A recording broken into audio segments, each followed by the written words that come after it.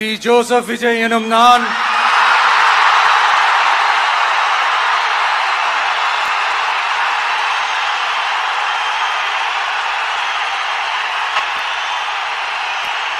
சட்டப்படி அமைக்கப்பெற்ற இந்திய அரசியல் அமைப்பின்பால் உண்மையான நம்பிக்கையும் மாறா பற்றும் கொண்டிருப்பேன் என்றும்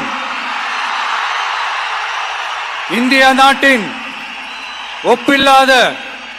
முழு முதல் ஆட்சியையும் ஒருமையையும் நிலை நிறுத்துவேன் என்றும்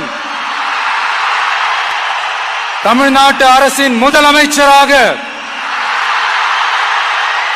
உண்மையாகவும் உளச்சான்றின்படியும் என் கடமைகளை நிறைவேற்றுவேன் என்றும் அரசியல் அமைப்பிற்கும் சட்டத்திற்கும் இணங்க அச்சமும் ஒருதலை சார்பும் இன்றி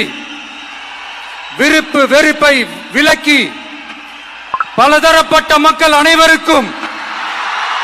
நேர்மையானதை செய்வேன் என்றும்